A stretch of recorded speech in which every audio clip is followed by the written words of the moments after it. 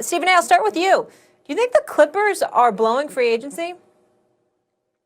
I wouldn't say blowing it. I think that's too strong of a word when they just acquired Serge Ibaka. But I will say this. First of all, Montrezl Harrell needs to stop lying to some degree, or people need to stop lying on him, because we've heard about the friction between him and Paul George and how that led to a lack of appreciation he felt he was receiving from the organization as a whole. Now, either that's the story or there's a whole bunch of people lying on him, because you see those reports all over the place. That's number one.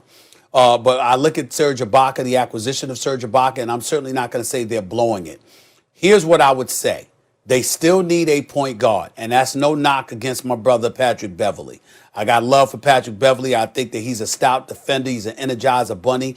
He's a professional pest, and I think every lineup needs that. But you also need a quintessential point guard to be an extension of the court on the floor and to really, really run that show for you. And Patrick Beverley is not viewed in that regard, not just by the coaches, but also by his teammate. Kawhi Leonard, from what I was told, wants a point guard and wants a prototypical point guard, essentially.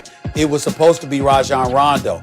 Max, what happened is that Rajon Rondo thought that he was going to end up going to the Clippers. But the Atlanta Hawks, rather, came up with about almost $10 million more than the Clippers were willing to offer him or could offer him. So as a result of that, Bill Duffy, like any other agent that knows what the hell they're doing, particularly in this day and age, is always going to emphasize to you to take the money, because you could always be traded later, but get your money first. That's what they're going to do. And that's the reason why Rajon Rondo is in Atlanta as we speak, because he could always get traded to somebody.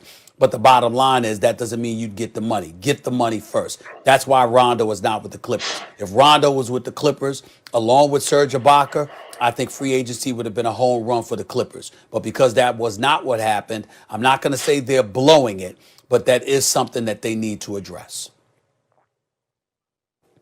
Well, literally, that's exactly what I was going to say. I thought that we disagreed about this, but apparently we don't. I think they are blowing free agency, and it's not that they're not doing a good job. Serge Ibaka is a great pickup for them. Versatile defender who can stretch the floor to go next to Paul George and Kawhi Leonard. It's a perfect fit, especially when you still have Morris and you have depth and size and defense and shooting. But what they are missing is a floor general to make that offense more cohesive. It's not like station to station, half-court offense. Kawhi Leonard is a lot of things, and he's an above-average passer even at this point in his career for his position. But that's different than being like a point guard. You know, if you're going to run your offense through Kawhi Leonard, that's fine. You can do it. In fact, you know, you can do it to great effect. But to beat the Lakers, you should have a dynamic playmaker who's not Kawhi Leonard, right? So had they, for example, made a move and somehow acquired Drew Holiday, I'd be thinking about the Clippers differently right now. Right now, I know Clippers are kind of the hot pick as the second best team in the West. But as you know, earlier in the show, I like the Mavericks better if they're healthy than the Clippers. I don't think the Clippers have done enough to address the issue, which is Patrick Beverley, who's a nice player, a 3-and-D guy who's short, so he's a point guard, is not a dynamic playmaker. So Rondo, I thought, was heading for the Clippers. Stephen A., you gave information as to why that didn't happen, and he would have been an excellent fit on the Clippers, especially since he's playoff Rondo.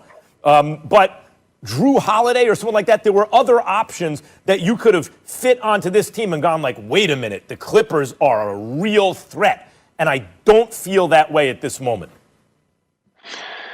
I agree with Stephen A. I can't call it a disaster because you are able to sign Serge Ibaka and you did re-sign the Morris twin. But at the same time, I think we're looking at it from a standpoint of that Lakers are really going out like they fell short last year because their counterpart down the hallway, the Lakers are really active and pursuing and getting who they want. I think it makes the Clippers kind of look like, man, are the Clippers dragging their feet? What's going on? I still think they got some time. Obviously, they have until the trade deadline, but I don't want to beat a dead horse. They need to address the point guard-ish situation there. They need a floor general.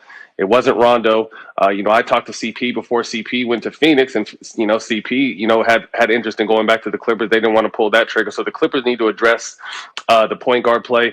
And then there was, there is stuff floating around about the chemistry in that locker room last season. So whether Montrez was the blame of it, I'm sure you can't put all of it on it.